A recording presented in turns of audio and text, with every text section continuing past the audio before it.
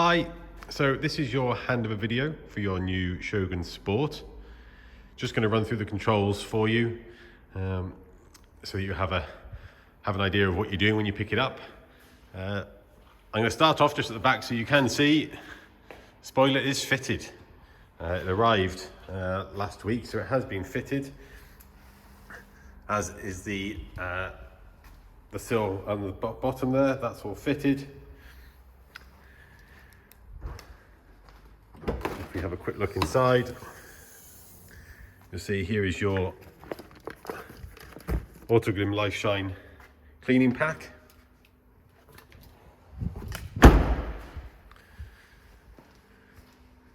Now, locking and unlocking, you do have keyless entry, so you can either use the buttons on the key or the button on the door. So press it there, ring mirrors fold in and is locked. And again, is now unlocked.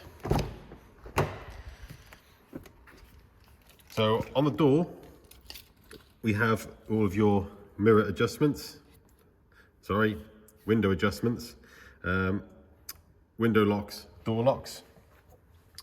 Your mirror adjustments are just here on the front next to the engine start stop button. Just below that, we have the first button there, that's for the traction control. Leave that one alone. The only time it turns itself off is when you are in 4LLC, which is low range, or HLC, low range or high range with the center diff lock, parking sensors and the collision mitigation braking system. You have fully electrically adjustable drivers and passenger seats. Okay. Now, as we get in,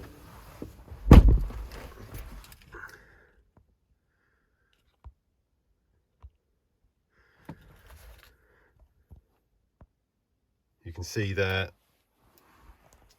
we will start off in the center. So we have your four-wheel drive system. Now this is the bit I'm going to go into a bit more detail about. It'll be very similar to the Pathfinder, but with one extra function. So you have, with your Pathfinder, you will have 2H, 4H and 4L.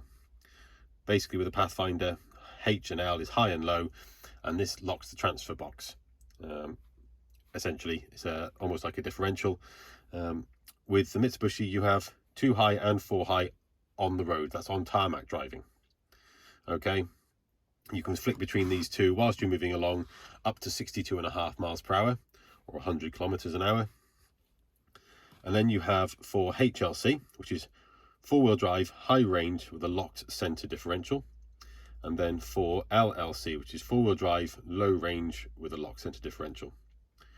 Okay, easy enough to flick between them. You just twist, and for low range, you push the outside bit down, if you can see that there, and twist again. Okay, you then have hill descent control, which works at 12 miles per hour or below.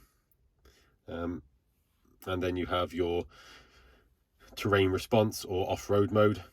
So when you're in one of the four-wheel drive locked modes, you can press that, and up on the screen in the center here will flash up the different four-wheel drive modes, from sand, mud, snow, gravel, and you have rock mode when you are in low box as well. Then we have the electronic parking brake. I know your driveway is flat, so I probably won't need to put it on your own on your driveway, but just like a normal handbrake, up is on, down is off. Okay. To turn it off, your foot needs to be depressed on the foot brake.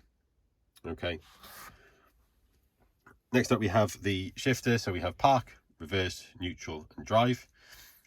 When it is in, I'll go through it in a second. When it is in drive, you can push it across with, you've got the plus and the minuses here, into manual control. It's highly unlikely you're ever going to need to do this, but it is there should you feel the need to put it into manual mode. Okay. Now, to get the rest of it working, I will just turn the ignition on.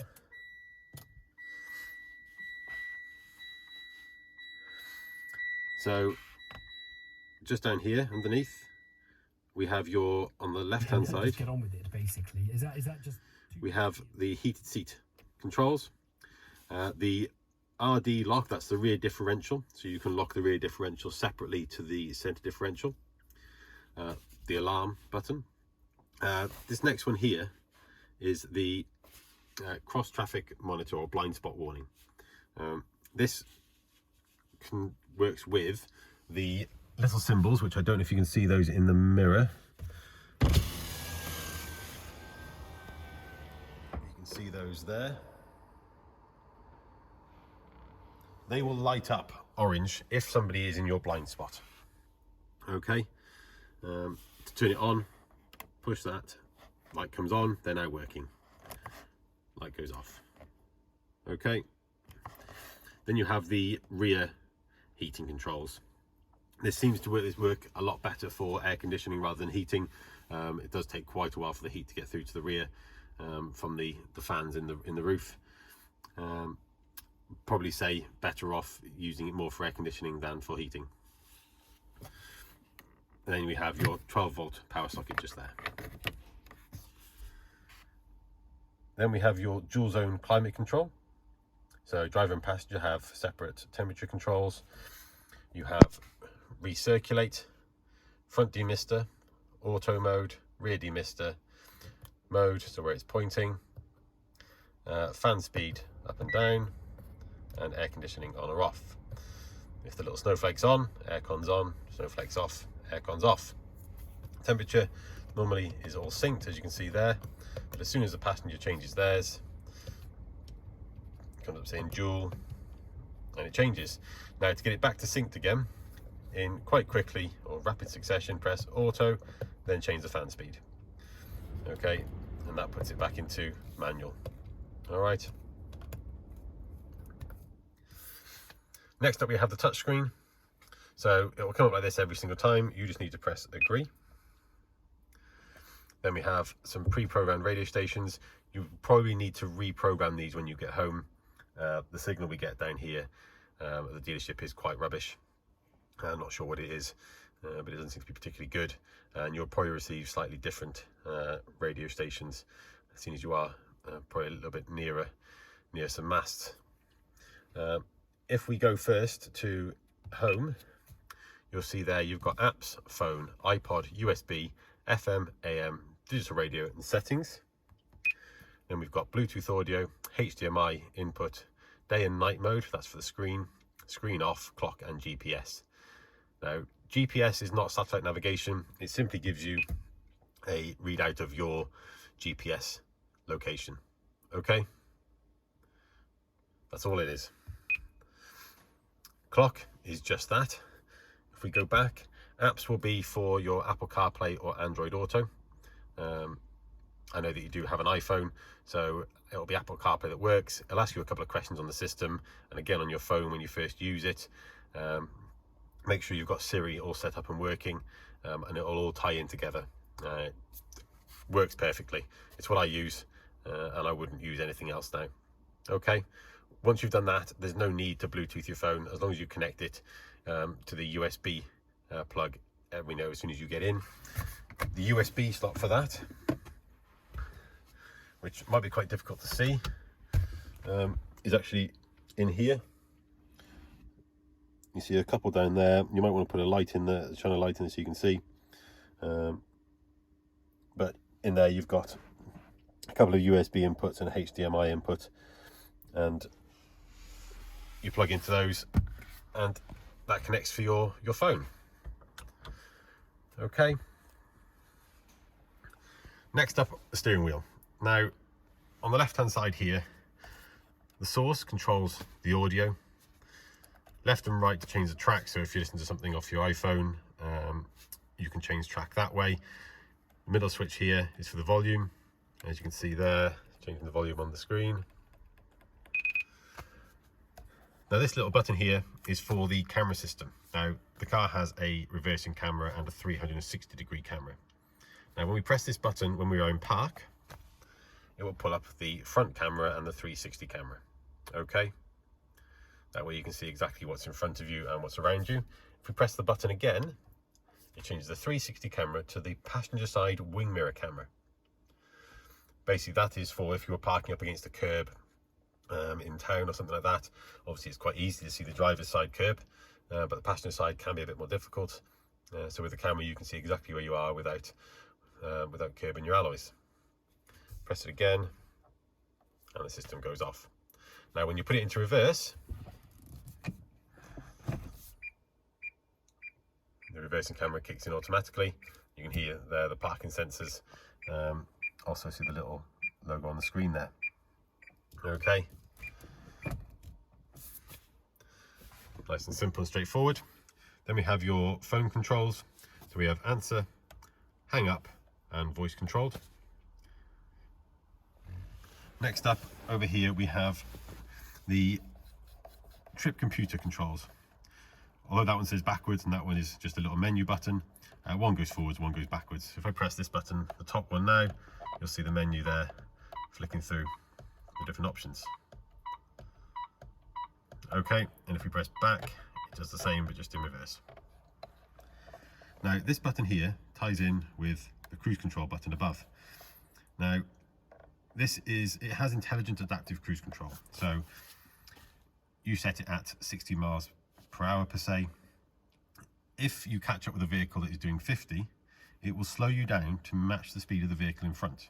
If the vehicle in front then slows down, it will slow you down to match their speed. If the vehicle in front speeds up, it will speed you up, but only to maximum of the speed that you set it at. So in that instance would be 60 miles per hour. Now this button here is to control the distance between you and the vehicle in front. Okay. To turn the cruise control on, we start by pressing this button, and you get that extra box above there, and you can see the lines in it. Now, as I'm pressing this button here, you'll see the lines are changing. Okay, I'll leave it on the middle setting for now. To set it at the desired speed, use a little button here to flick it down. It won't do it at the moment, obviously we're not moving, but set that at your desired speed and it will appear where it says MPH there, the speed you set it at. You can increase the speed by flicking up or flicking down, and press cancel to cut it out. This button here is for your speed limiter. Okay, so the moment there it says limit off, but if I do flick the switch down, it'll set it at 20 miles per hour, which is the lowest it can set it at. But you can flick the button up and change it. With a speed limiter, you would need to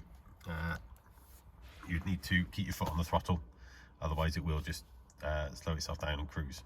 Okay, turn it all off again, press the same corresponding button, so in this case speed limiter, and it's all gone from the screen. Now behind the steering wheel, on each side we have paddles for the paddle shift options. These are for manual control. Now the vehicle does not have to be in manual override for this to work. If I jump back to the shifter for that, as I said before, you can put it into drive and it appears on the screen saying D. Now if we push the shifter across, it now says 1 for first gear. You can start off in second, so simply push the shifter forward 1 and it will start off in second gear. This is ideally designed for if you're trying to pull a heavy load or off a muddy field or something like that, and you want very low torque, or high torque figures and low power, sort of the grunt side of things. Now you can also use the paddles for this. So if we flick the left hand paddle, it puts it back into first, and the right hand paddle will put it up into second. To take it back out of manual mode, just flick it across into D. You see we're back on drive there, and then we'll just put it back in the park for now. Then we have on this side, your light controls. Okay, so the lights will be set in auto, indicators as such, and then your fog lights here. So for turning the fog lights on, we switched it forward once, front fog lights, forward again, rear fog lights. Back once is the rear one's off, back again is the front one's off. Okay, nice and simple and straightforward. And then your wipers are on the left hand side. So all the way up, just one hit, just for a mist. Down once is auto. Now when it's in auto mode, you have the little twist here to control the frequency. Okay, nice and straightforward. And then you have a twist there for the rear. Okay, nice and simple, nice and straightforward there. Auto tinting center mirror here. Your interior light controls there, and the largest sunglasses holder in the world.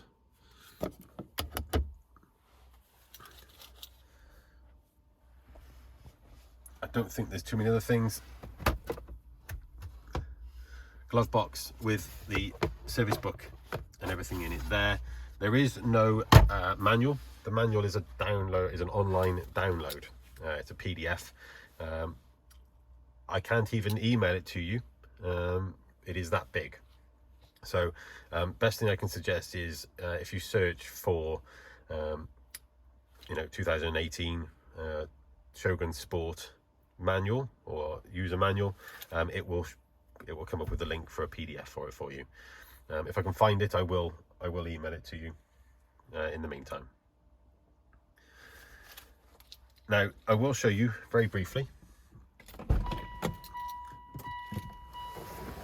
the rear seat configuration and how to put them down.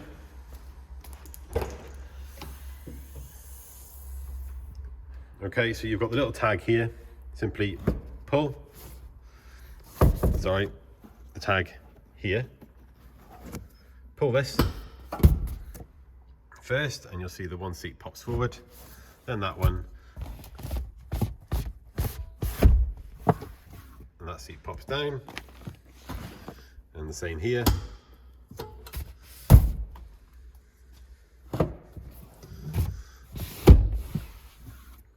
Okay, nice and simple. Now you can also roll the rear seats forward. We will start on we will do it on the driver's side. So you've uncoupling the seat belts. Quite simply, pull the little trigger here and it rolls forward like that. Now, when we do the other side, the seat base here for the rear seats will fold down flat and you'll have a flat surface. Okay, to put them back, simply push it back down and the seats go back again.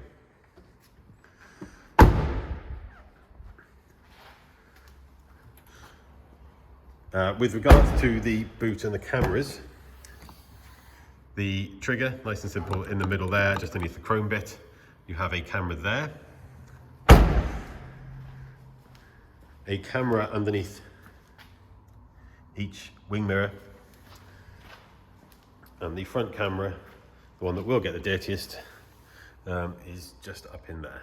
Okay? If you do have any further questions, please feel free to contact us and we'll do our best to answer them for you. Thank you very much for your purchase once again.